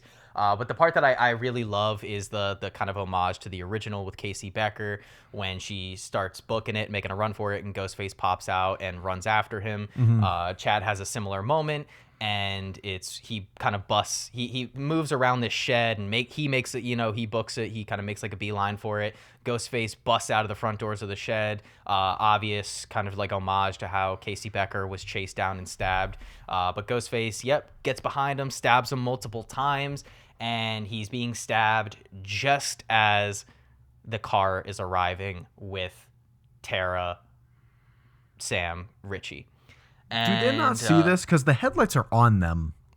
It's like shown that the car is like driving up, like facing the way it's framed. I think it's believable that they may have not noticed him. It's also dark out, and they're But either way, So Chad, Dunzo seemingly, and then we get inside the party. Amber notices that Tara's there. She's like, "Oh my God, are you okay?" And she's like, "I need my inhaler." And then, for some reason, this makes Amber be like, all right, party's over. Everybody get the fuck out of here. I don't know why Tara couldn't just go upstairs and grab her inhaler and the party continue on. Yeah, I didn't understand why the party was ending. Well, I guess we'll get there. But either way, the party is ending. You get another little funny moment with Richie where he's like, all right, Gen Z, get the fuck out. Goodbye, everybody. Thank you for coming. And the party has ended, but our core cast of characters has remained. And then all the shit starts hitting the fan. Richie goes downstairs to get beer, and Mindy is having an almost beat-for-beat recreation of the original with Jamie Kennedy as Randy sitting on the couch watching Halloween, being like, behind her, Jamie, behind her, look behind you. Mindy's doing the exact same thing, but Mindy in this moment realizes that she should probably turn around, turns around, gets stabbed in the fucking gut by Ghostface. She's down for the count. I think Sam shows up at that time. They get into an interaction, or maybe it's Gale and no, they haven't arrived yet. I forgot because when Gale and Nev arrive, it is like one of the funniest moments in the movie. Like what happens in that scene. When they're outside in front of the porch. Yeah. Turns into a fucking like 80s action movie. But yeah, so let's jump to the whole reveal because we're running a little bit low on time. We're running longer than expected, as we are prone to do. I'm just gonna stop dooming us by saying that this is gonna be a short one because it never ever is. But I'm having a good time talking about this movie. So either way, bunch of chaos happens. People get stabbed. People get attacked, and then you have all the characters inside, all of like the core new characters. So all like the new suspects that haven't been attacked yet. So you got Amber, you have Liv, you have Tara, Sam, Mindy, all them, yada yada. And they're all kind of arguing with each other. They're all kind of pointing the finger at each other. Amber is really zoning in on Liv at this point because Liv has blood on her hands, and she's like, no, I found Chad. Like, I just found Chad. And she's like, you're the fucking killer, Liv. And Liv's like, no, I'm not. And this is where you get our first reveal because Amber pulls out a gun, shoots Liv right in the fucking head, and says, I know. And then it zooms in on her, and she says, welcome to Act 3. And I know you don't like it. I already know that you don't like this line. I do. No, I don't mind it. Really? Yeah, I thought don't you were mind going to say it's way too cheesy, but No, I love it. I kind of love like the it. Welcome to Act 3. That's like one of the few parts of Amber I like after this reveal because That's I don't like Amber. I just don't. Okay. I want to, but I just, Yeah. So Amber is one of the killers. A bunch of chaos ensues after that. We don't know who is the other killer at this point. And this is when Nev and Gale arrive, Sydney and Gale arrive to the party. They get there and they're like, are you ready for this? This? Never. And this is when Amber bursts out the front door and is holding her stomach and she's like, help, they stabbed me, they hurt me. And Gale and Sydney are like, you buy it? No, not at all. And then Amber goes, you know what, fuck this. And then just pulls out the gun, shoots Gale in the stomach. Gale's down for the count already. She just got there. Sydney and Amber runs off, so we know that Amber is one of the killers already, obviously. And Sydney enters the house, and this is the Sydney that we should have gotten in every movie after 2, because she had already gone through it twice. But this Sydney does not fuck around. As Sydney is in the house, she doesn't hear or see anybody, and she makes out a claim. Anybody who's out, killer or not, come out or I will shoot you. And she just starts going around and pumping bullets into closed doors all the way up until she shoots Richie. She shoots Richie and she's like, what were you doing in there? He's like, nothing. And he's like, I wasn't going to come out. You were shooting everything. And then you get I forget exactly what happens after this. Like what the direct following scene is. After she shoots Richie? Yeah, sorry. The plot synopsis on Wikipedia is very vague, but yeah, they do skip a lot of stuff on here. I forget exactly what happens directly after this. There actually either way, fuck it. Let's jump ahead because we're going too long. But either way, the final climax is kind of still accumulating. It's still continuing on. And there's a moment where, they attack and they're getting into a fight with Amber. And this is when you get the sort of second reveal, because at one point, Richie gets the knife and stabs Sam in the stomach. And he has a really great line, which is, good, I really wanted to be the one to kill you. Which is a little bit kind of shades of Billy Loomis at that point. But I think that's a really good line from a killer post-reveal. And this is where you kind of get the reveal. And then, so I want you to talk about why this reveal doesn't work for you and why these motives don't work for you. But before that, I just want to explain for anyone listening. The motives are revealed that Richie and Amber, two killers in the film, are a couple, but not only that, they are essentially Stab superfans. They are super fans of the franchise. They feel like the last couple has been ruined by the studios. And to quote Richie, nobody takes the real fans seriously. And their idea is that you're not going to get another good Stab movie unless it's based on good events. They run down the whole requel shit that, you know, we've kind of gotten earlier on in the film, but just kind of reiterating it. Amber's like, she has a great line too, where she's like, you can't have a Halloween without a bona fide Halloween movie without Jamie Lee. And obviously referencing Sydney and the idea of bringing back in legacy characters. She even says that Dewey had to die because their movie has stakes. And so, yeah, essentially the motives are toxic fans, and that is the main theme of this movie. It's not elevated horror. It is toxic fandom. So I'm just curious what you don't like about it, or why it doesn't work for you personally. I feel like I understand it. I understand what they're doing, and I get that you do have a lot of like, you run into them much more than I do because you're like online about this shit a lot more. But it just to me it does feel like a little bit just a little weak. I don't know. I just don't know if I buy it fully. And I get you could just say that they're crazy, and I get it because like, what did Stu do it for? He just did it because like he was just persuaded easily to just go on a rampage of like just killing people. But maybe because it I guess if you use that, it feels like a redundant motive without like, I don't know. I don't know how you would use elevated horror to make the motive better. Mm-hmm. I think I'm just underwhelmed by it. I'm just underwhelmed by we met on Reddit and like we just like, I don't know, her being in Stu's house, everything just kind of like lines up a little too like coincidentally for me.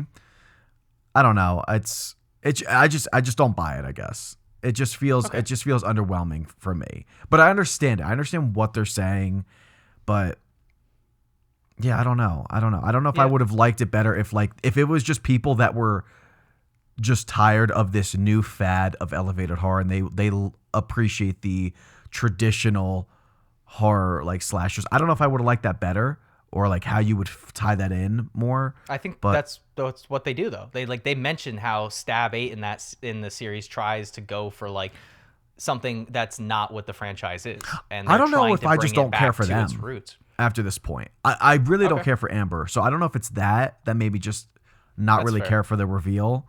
She was one that when I first watched the film, I was pretty disappointed in. I had kind of remained high on Richie because I do like Richie as a killer. I think he's got some good scenes. I think he's got some pretty good moments and lines of dialogue, and memorable ones at that. But Amber kind of grew on me over the years and over my subsequent rewatches. And it was all because someone had pointed out something to me that I think really works in hindsight for this movie. And it's that these are obsessed Stab fans. Particularly Amber became obsessed with Stab when she realized whose house she was living in. She even says in the movie, I became obsessed pretty quickly after I realized whose house this was. And that's what led her to Reddit. That's what led her to meeting up with Richie, and that they had, kind of shared the same ideals, to quote her loosely. But I think it's very fun and interesting that in this specific movie, these toxic, obsessed fans, I think it's very believable that Amber post-reveal, in a way that Timothy Olyphant I don't think really gets away with, but Amber starts amping up her, crazy psycho behavior post-reveal. I think she's like playing up the Stu Macher vibes. That's what she's obsessed with. Okay. Yeah. I mean, I can't really. It makes sense. I don't mean this as like. It makes sense because of like she does say she got obsessed, but the performance just doesn't work for me. So you just don't think she's good in this? Not after the reveal. Not really. Interesting. Really. I still she's fine. She's not. I don't think she's bad. I just don't. It failed with Mickey, and I think it's failing here. you just can't. Some things you can't replicate. You cannot replicate what Matthew Lillard was doing. I don't even think he could replicate it. I don't think that you can replicate it, but I think the her doing that is like sort of like a commentary on like the fandom, right? That's what this movie is poking fun at, is these toxic fans who want just the same thing over and over and are unable to embrace new and different things. And I just think that like underlying theme of like bringing things back to the original and this idea of like a requel and tying things back to its roots in the original, I think all of that just really works. And I think I buy into Amber acting like Stu more than I do Timothy Oliphant because she is an obsessed fan. Mm-hmm. You know, the whole Maybe thing with because, Mickey like, was... The whole thing with Mickey is, why is he acting like that? He doesn't act like that. He's not an obsessed fan. He was a serial killer before he met up with Mrs. Loomis. Like she said, like she found him on like some serial killer website or something. Which in general, I much more buy into like people meeting on like a subreddit than I do like some like hidden serial killer website.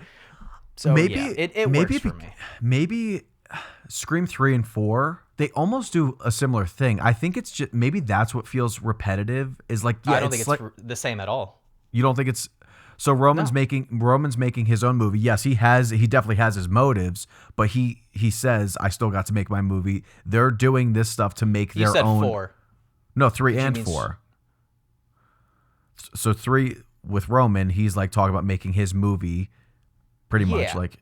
4, but his goal is getting revenge on Sidney. Yeah, it is rooted in revenge, but it is him like kind of making Stab 3 like a real life Stab 3. 4, but I don't think that's his main goal. And then in 4, the main goal is to make a real world Stab. The whole point of 5 is they want a movie to be based on this. They want to, like, they're obsessed fans. In 4, they want fame, or specifically Emma Roberts wants fame, whereas I think Charlie's more, he's the film guy, so he wants to, like, make the movie in real life this time. Whereas in 5, it's almost like they're trying to inspire the studio by creating another tragedy. That feels similar I get what to you're me. saying. That's fine. I think they're similar, but I don't think it's like a redundant, like... You could, I think, draw parallels to every Scream movie and all the killer's motives, and kind of I don't think draw this like is a through bad. line. But I don't think the reveal is bad. I felt like I liked Richie more also before the reveal. I don't know why. He's fine. He's good. I do like Richie as a killer. I mostly because I just like his performance and his charisma. But no, it's fair. Yeah, I don't know. That's why I can't really argue against anything you're saying, because it's not like bullet points of why it doesn't work. It just doesn't work for you, and that's fine. Sometimes it just comes down to a feeling. Sometimes it just comes down to a vibe. And if you vibe with it, you vibe with it. If you don't, you don't. I do kind of like I do like the commentary on toxic fandom, because I do think that could happen, but like it's like it's an exaggerated like spotlight on the issue with people that are just like, not issue, but like, I don't know, maybe that aren't aware. They're just not self-aware of like how obsessive they could be, where it's like they can't. Yeah. So it's not. It's like fine. It's fine. It's not like a I don't know. Like I like 4 is much better. More so as like a script and like characters and motives. I appreciate that more. Yeah. 4's got better pacing. I will say 5 doesn't have that gross filter. 5 looks a lot better than 4 does. Yes. But yeah, I can see where you're coming from. I can see those criticisms and why they kind of draw the movie down a little bit for you. But let's move on to how this kind of wraps up. So essentially what happens is you have 2 kind of fights going on at the same time. You have Gail and Sydney fighting Amber in the kitchen, a little 2v1 in which Amber, surprisingly, she can throw hands, because I know that Sydney and Gail are a little bit older. They're probably, bones are a little more brittle. Mm-hmm. But Amber puts up a pretty fucking scrappy fight with those 2. Meanwhile, Richie and Sam are attacking each other in in the living room. So they get into a tussle together. You get a little bit earlier on where Richie convinces, or he thinks that he convinces Sam that Tara might be the other killer. She might be involved, and this is obviously before the killer reveal. But what kind of separates these events and these little fights from happening all in the same room? It's kind of very similar to the first one, where Gale showing up kind of intrudes upon and interrupts what Billy and Stu are trying to do. In this one, they go to get Tara from the closet because they believe that Sam still left her tied up there, and she realizes, oh shit, she's not here. She's not, like, in the same way that they lose the gun in the first one. So Tara, I think she like hits, what is it? She hits, yeah, she beats the shit out of Amber. Yeah, that's what it is. She beats the shit out of Amber with her crutch. With the crutch, which, yeah. Yeah, with like, and then if you think back like 30 minutes ago when she like physically couldn't wheel herself out of the hospital without like wincing in pain every half second, it's a little unbelievable. So there are a little bit of like logical fallacies there. But yeah, so the whole fight scenes are taking place, and this is where you get easily second most ridiculous kill in the series outside of the third film, where you get the house exploding. But in the altercation with Gale, Sydney, and Amber, they smash a jar of hand sanitizer over her head, and before they put the finishing touches on Amber, to say the least, she has a dope line where she starts to like try to plead with them, and she's like, wait, I'm just a dumb kid, I just wanted to be a part of something, I was radicalized, the fans, they are so mad. And Gale goes, you murdered my best friend. And then Amber's mood changes, and she goes, yeah, and he died like a pussy. I could see on your face, I know you don't like that line. I think that's awesome. I think that's such a fucking way to twist the knife. Like, yeah, I fucking killed him and he died like a bitch. No, I got no problem with it. I love it. I love it. I guess I didn't point it out like loving it. I don't know why. I just think maybe it's Stockholm syndrome because I've watched this movie too many times, but I think it's a tight line. I think it's Honora. I think after you watch Honora, you liked Mikey Madison in general more. No, I had already sweetened on her as a killer before Honora came out. Because I had watched this like at least a second or third time before Honora had released. I think at least a second time. But yeah, so that happens. They smash the hand sanitizer over Amber, and then they shoot her. But before they shoot her, during the tussle, somehow the gas stove was turned on. So when they shoot her a couple of times, caked in all of the hand sanitizer, they essentially set her on fire, and she goes up in like a huge fireball, and they torch her ass. I don't know. Doesn't work for you? No, I love it. I thought you said you didn't like it. No, it's ridiculous, but I think Scream for a long time has been a little too stabby stab, and this is not Michael Myers, this is not fucking Freddy Krueger, this is not Jason Voorhees, this is a different person in the mask every single time. They should have outlandish, outrageous kills like this. The reason that the house blowing up doesn't work is because it's an omnipotent Ghostface, and they were really banking on somebody turning on a lighter in that house, which is just so many layers of stupid. But in this one, I think it's fucking hilarious. I think it's a fun kill, and I dig it. But yeah, I like Sam's kill with Richie. It's just so fucking like. Let's get to that, because what happens is they're getting into a tussle. Sam's already been stabbed, obviously, so she's kind of bleeding out, and Richie's coming towards her, and she has another vision of her dead father, who like starts like moving his eyes towards a specific area. She looks over, she notices the knife on the ground, she grabs the knife and proceeds to stab Richie 22 fucking times. I counted the stabs this time. Okay, because I was just going to round up to 30. Nope, 22 times, and then finishes it off when he says, "What about my movie?" She says, "Who gives a fuck about your movie?" slits his fucking throat.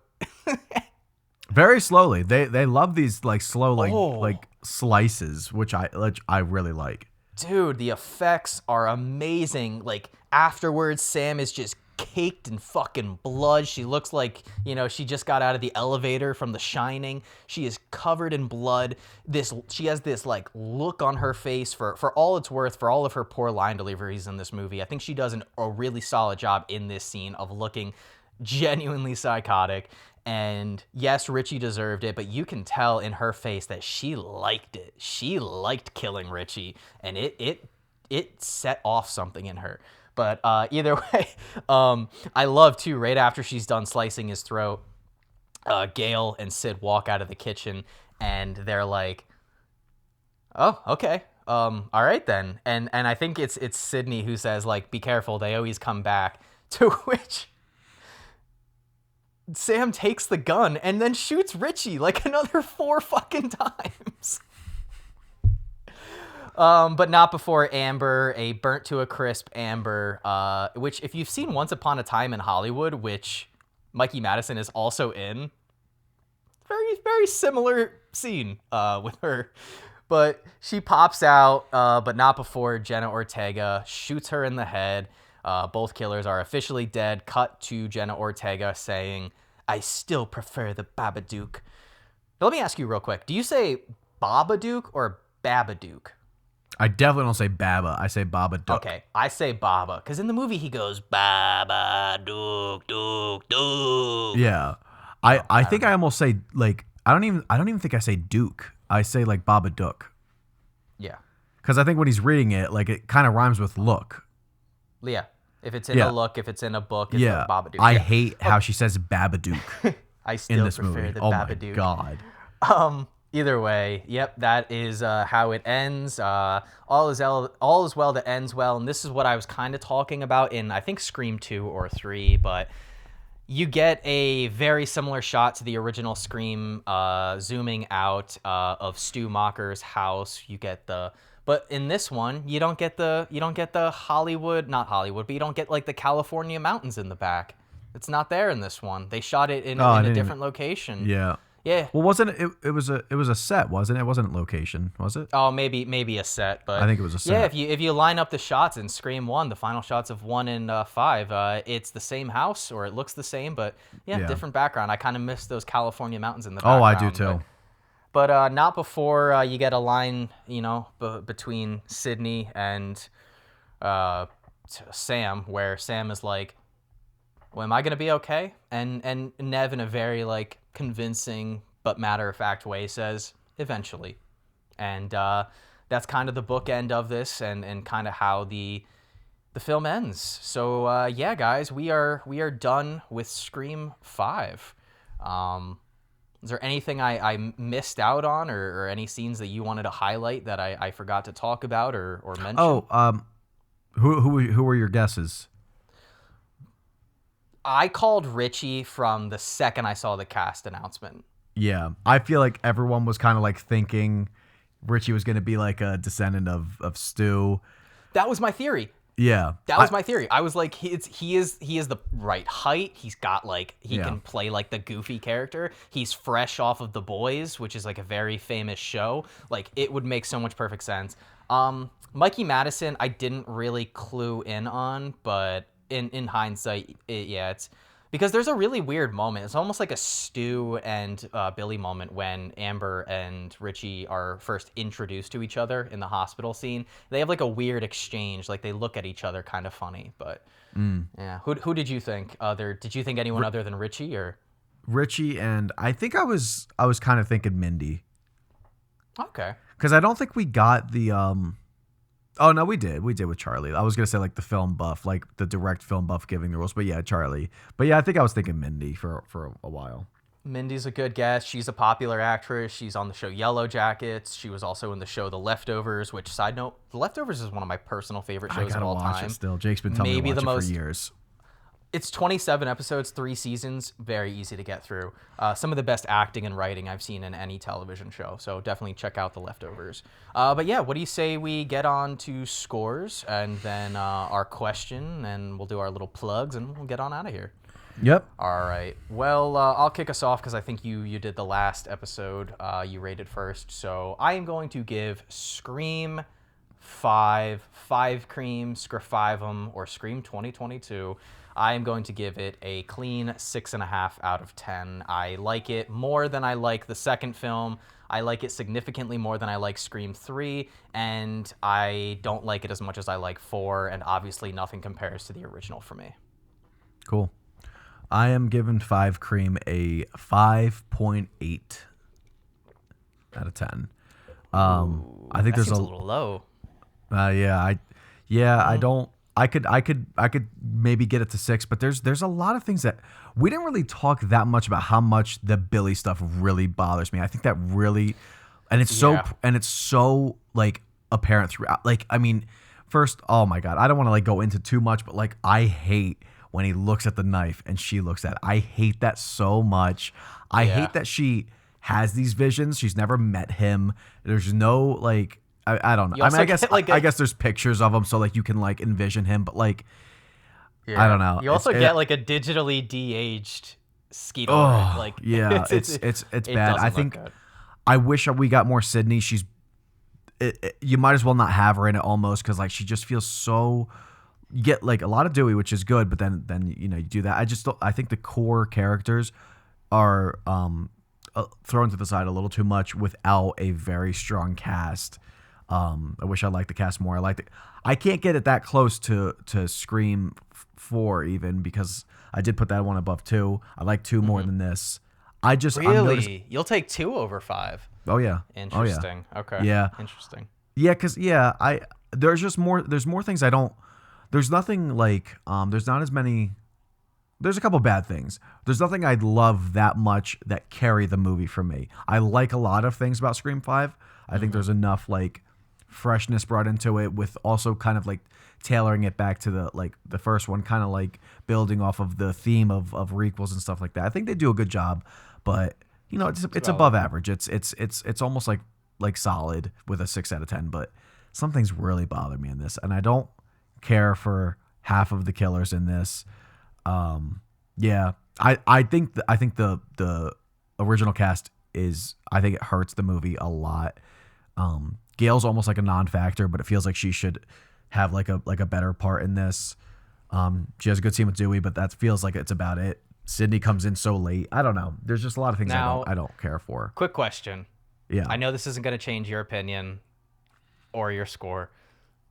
Is it possible, and I'm not being facetious here, I'm not hearkening back to our first episode about how everybody uses like the satire element as a defense, but a part of me thinks that the way that they handled characters like Sydney, Gale, and Dewey are almost, if the entire movie is like reinforcing themes of like a requel and and commentary on requels in horror, I think that there is a possibility that the reason that those characters are written that way is to kind of satirize requels in a way. Because that's a common trope of a lot of requels, is bringing in legacy characters solely to put in the trailer to get people who are fans of those original films get their butts back in seats. Yeah.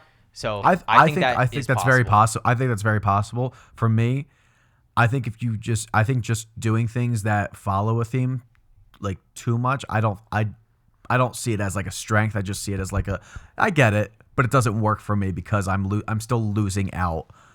You're following this thing that doesn't work for me in a lot of requels, so I get it works for what you're commentating on, but I think it's also hurting your film too. I think it becomes like you get in this like you get in a weird. It's hard to keep. It is hard to like do satire because like what you're satirizing can also hurt your film. So it's like you're almost like you're in this like weird loop of like. Well, it just comes down to if the satire works for you or not. So in this film, it seems like it works for me and it doesnn't work for you. And I think it would work for me more if you like the cast more than I do. I don't like the cast that much. If you had strong characters to back them up, to pass the torch to, then it would work. So I just like them so much more than 2 and 3, like the cast in this one. I really don't vibe with the cast in 2 or 3 at all. Other than like Parker definitely not Posey. 3. I mean, 3 is the lowest. Dude, for me 2 is still. weak. We really highlighted how forgettable those characters are, though. Like, I there agree. is nothing. I do like, agree. Hallie, Derek, Yes. like, it just they do. I don't nothing for me. like anyone that much too. And I, like 2, I gave a 6.2. They're not that far. It's just I think there's more disservices in this one, and things that really bother me than 2. Nothing in 2 bothers me that much.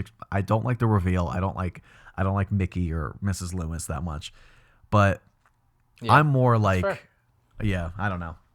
All right. Well, okay. So 5.8 from you, 6.5 out of 10 for me. Some solid scores, not the best, but it's still an enjoyable franchise. I haven't disliked revisiting any of these. Obviously, my favorite franchise. I love it. And this is how you know I'm not biased, because like I say openly that this is my favorite franchise, and I have not gone above a 7 out of 10 for any of the sequels. So, No, 4, 7.5. Did I say 7.5?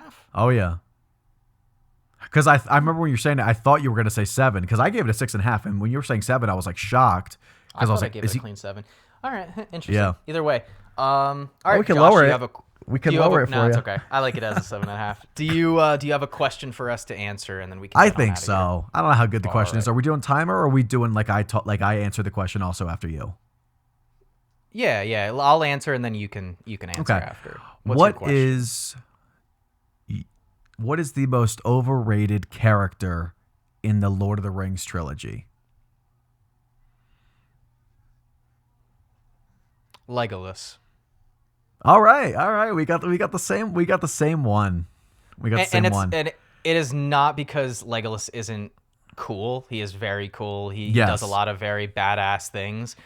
I cannot remember like a single memorable moment of dialogue or a character moment that doesn't involve him doing something cool with like his bow. Like, yes, That's he's a all it very is. good. Yeah. He's a very cool looking character. He's a very cool killer. Dude, he's but I badass in think battle. Yeah. He's great in battle, and I love his little dynamic with Gimli. But Mm-hmm. yeah, he's not a bad character at all. I just think a lot of people overrate him when I think there's far superior characters that have Right. like better writing to them. Yeah, I mean, there's a reason they cut like almost all of his dialogue. I don't even know. I feel bad for Orlando Bloom. I mean, you've seen the videos of like Lord of the Rings in when Orlando talks to Frodo or Legolas, and it's just "and you have my bow," I think, and then credits. It's one line. Crazy. Yeah. It's got to, because like he's a good amount of people's like favorite, like top favorite person, and I think you get it's all blinded by like how aesthetic. good. Yeah, exactly. I was gonna be a little playful, but I get too much heat for it with my shit talking on Sam. But I like Sam as a character. But I Sam do think is the best character in the whole series. 100%. Yeah, well, He fucking carries Frodo yeah. up I've the heard side of I've a heard it fucking all. I've heard it mountain. all. Everyone likes to he not goes- look at the. He goes back to save douchebag Frodo after Frodo chose Gollum over him. Dude, the shitting on Frodo is unbelievable. I think Frodo is. No, I think Frodo is a very conflicted character, but Sam is the hero of the whole trilogy. I get it. Yeah. Tolkien said Sam's the hero. Whatever. It's just I I like didn't even pointing know out. Tolkien said that. Did Tolkien Yeah. say that? Yeah, Tolkien Yeah. said that.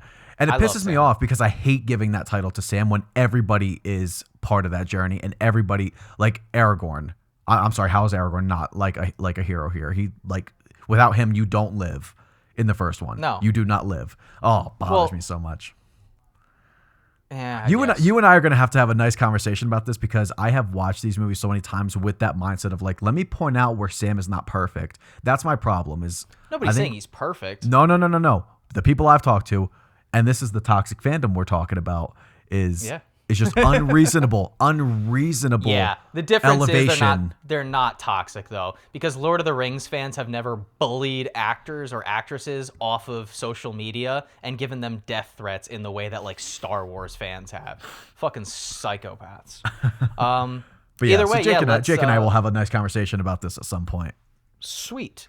But either way, yes, guys, thank you again for listening to this episode of Franchise Deep Dive. Catch us anywhere that you get your podcasts, Spotify, Apple Podcasts, or if you like listening or watching us on YouTube, you are on my personal YouTube channel. Make sure to like and follow us on all of those platforms if you feel so inclined. Obviously, subscribe to my YouTube channel and also click the little bell notification button so you get notified when I post new videos. We are making a very conscious effort to post a lot more short form content, so check out some of our shorts. They're little snippets from the episodes. A lot of the times, though, it's not what happens in the episode. Like, I will say something or Josh will say something, and then I will have a clip after it that is in line with what we are talking about. Whereas the actual episodes themselves, it's just us talking, and then the clips are over top of it without any audio. So it's a little bit different. So we do put in a little extra work on our side, with that stuff. So thank you again for listening. But that's really it for me. Yep. So, again, guys, like always, head on over to Instagram and TikTok at Franchise Deep Dive. That's where you're going to find a lot of the shorts, along with YouTube. They're going to be the same shorts, but different platforms, whatever you guys prefer. Like, comment, follow, DM us, whatever your opinions are on the topics. But yeah, look forward to doing Scream 6 with you guys. That's all I got.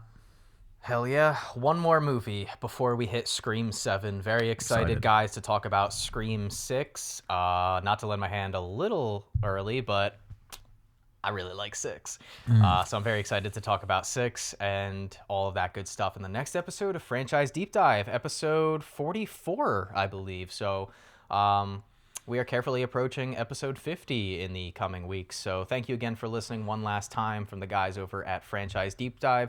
We will, of course, catch you on the next episode where the road to Scream 7 continues. All right, guys. Goodbye. Later, guys.